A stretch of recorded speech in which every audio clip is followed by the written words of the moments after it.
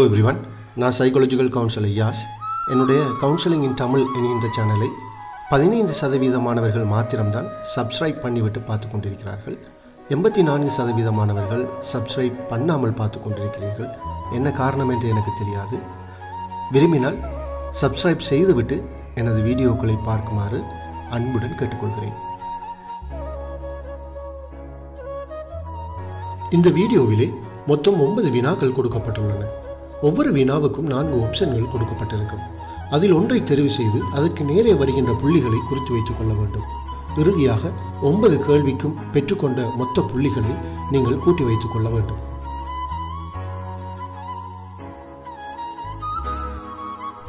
முதலாவது வினா, நீங்கள் பெரும்பாலும் இதில் எதை குடிக்க விரும்புகிறீர்கள்? Option A coffee, option P T, option C juice அல்லது குளிர்பானம், ஆப்ஷன் டி பியர். பொருத்தமான ஒன்றினை தெரிவு செய்து கொள்ளுங்கள்.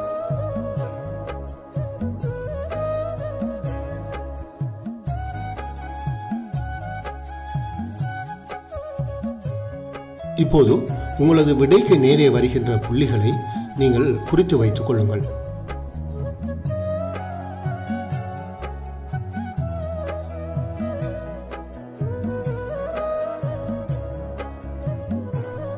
இரண்டாவது வினா, உங்கள் பெரும்பாலான நேரத்தை எப்படி செலவு செய்ய நீங்கள் விரும்புகிறீர்கள்?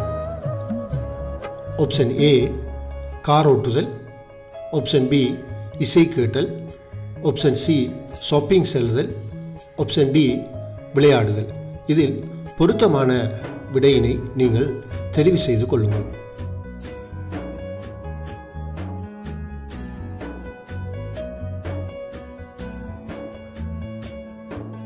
இப்போது உங்களுடைய விடைக்கு நேரே வருகின்ற புள்ளிகளை நீங்கள் குறித்து வைத்துக் கொள்ளுங்கள்.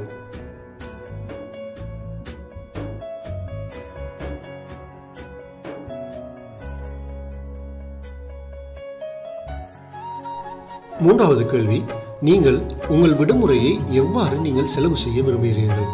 ஆப்ஷன் ஏ குடும்பத்தோடு, ஆப்ஷன் பி நண்பர்களோடு, ஆப்ஷன் சி தனியே பெண் தோழிகள் அல்லது தனியே ஆண் நண்பர்களோடு, ஆப்ஷன் டி தனியாக.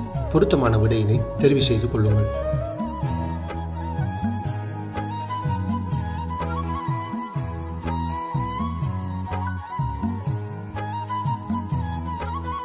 இப்போது உங்களது விடைக்கு நேரே வருகின்ற புள்ளிகளை நீங்கள் குறித்து வைத்துக் கொள்ளுங்கள்.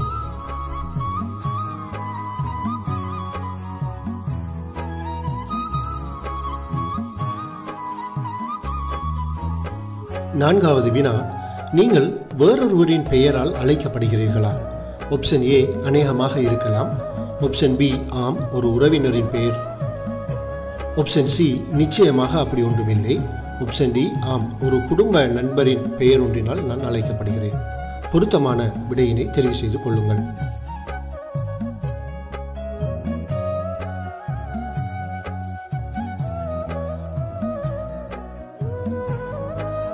இப்போது உங்களது விடைக்கு நேரே வருகின்ற புள்ளிகளை நீங்கள் குறித்து வைத்துக் கொள்ளுங்கள்.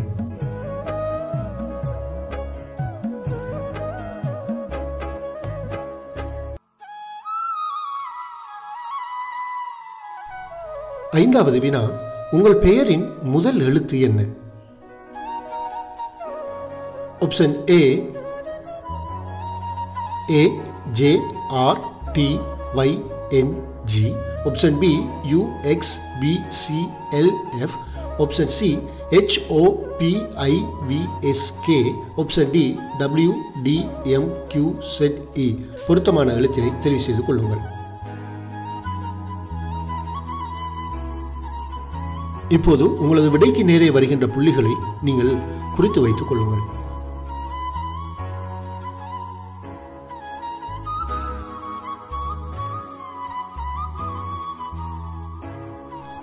ஆறாவது வினா, உங்கள் பெயரில் எத்தனை எழுத்துகள் உள்ளன? Option A 1, option B 2, option C 3, option D 3க்கு அதிகமான எழுத்துக்கள் காணப்படுகின்றன.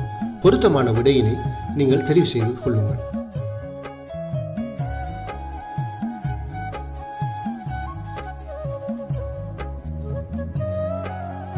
இப்போது உங்களது விடைக்கு நேரே வருகின்ற புள்ளிகளை குறித்து வைத்துக் கொள்ளுங்கள்.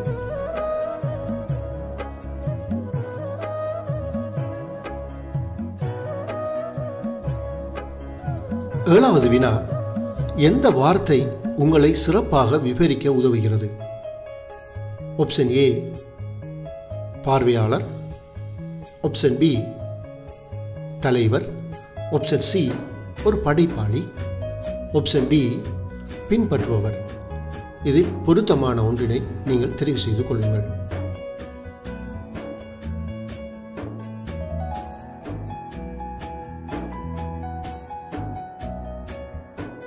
இப்போது உங்களது விடைக்கு நேரே வருகின்ற புள்ளிகளை குறித்து வைத்துக் கொள்ளுங்கள்.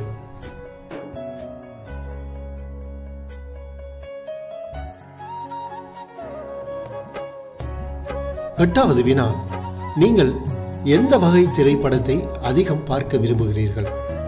ஆப்ஷன் ஏ திகில் நிறைந்த திரைப்படம், ஆப்ஷன் பி காதல் நிறைந்த திரைப்படம், ஆப்ஷன் சி நகைச்சுவை உணர்வு கொண்ட திரைப்படம், ஆப்ஷன் டி த்ரில்லர் திரைப்படம். பொருத்தமான ஒன்றினை தெரிவு செய்து கொள்ளுங்கள்.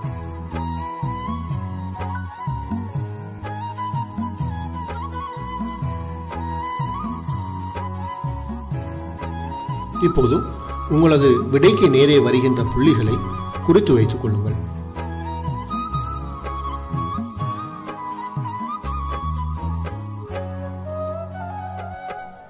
ஒன்பதாவது வினா, உங்கள் பெயர் ஏதேனும் வெளிநாட்டு மொழியில் இருந்து வந்த ஒன்று என்று நீங்கள் கருதுகிறீர்களா?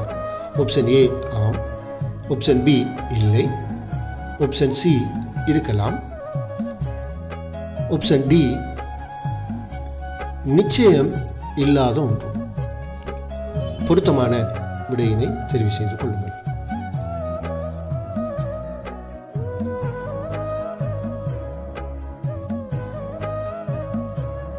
இப்போது உங்களது விடைக்கு நேரே வருகின்ற புள்ளிகளை நீங்கள் குறித்து வைத்துக் கொள்ளுங்கள்.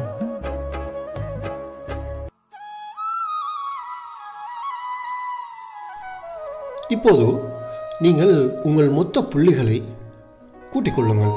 மொத்தம் எத்தனை புள்ளிகள் வருகின்றன?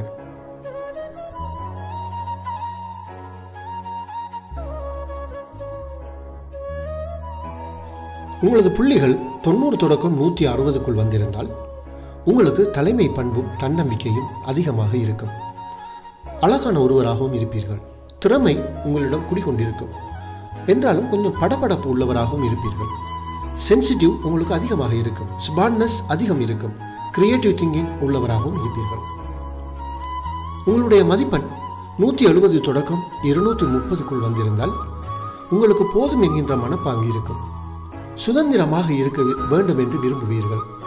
கொஞ்சம் முன்கோபம் அதிகமாக இருக்கும். உதவும் குணமுள்ளவராகவும் இருப்பீர்கள். சுறுசுறுப்பானவர்களாக இருப்பீர்கள். மற்றவர்களால் அதிகம் விரும்பப்படுகின்ற ஒருவராகவும் நீங்கள் இருப்பீர்கள். உங்களுடைய மதிப்பெண் 240 தொடக்கம் 300க்குள் வந்திருந்தால் உண்மை, நீதி, நியாயம், நேர்மை குணம் கொண்டவர்களாக இருப்பீர்கள். மற்றவர்களிடமிருந்தும் இதனை அதிகமாக நீங்கள் எதிர்பார்ப்பீர்கள். யாரை பற்றியும் கவலைப்பட மாட்டீர்கள். குடும்பத்தில் அக்கறை உள்ளவர்களாக இருப்பீர்கள். திறமை கொண்டவர்களாகவும் இருப்பீர்கள். அழகானவராகவும் இனிமையானவராகவும் இருப்பீர்கள். நகைச்சுவை உணர்வும் அதிகம் இருக்கும். உங்களுடைய மதிப்பெண் 310 தொடக்கம் 360க்குள் வந்திருந்தால் நீங்கள் பாசிட்டிவ் உணர்வு உள்ளவராக இருப்பீர்கள். எதையும் பாசிட்டிவாகவே திங்க் பண்ணக்கூடியவராக இருப்பீர்கள். அதிக பொறுமை இருக்கும். வாய்ப்புகளை நீங்களாக உருவாக்குவீர்கள். அன்பானவர்களாகவும் திறமை உள்ளவர்களாகவும் இருப்பீர்கள். நல்ல ஒழுக்கம் உள்ளவராகவும் கவர்ச்சியானவராகவும் இருப்பீர்கள். இந்த வீடியோ பிடித்திருந்தால் லைக் பண்ணுங்கள். கவுன்சிலிங் இன் தமிழ் என்கிற என்னுடைய யூடியூப் சேனலை சப்ஸ்கிரைப் பண்ணுங்கள். ஏதாவது கேள்விகள் இருந்தால் கமெண்ட் செக்ஷனில் கேளுங்க. நன்றி, வணக்கம்.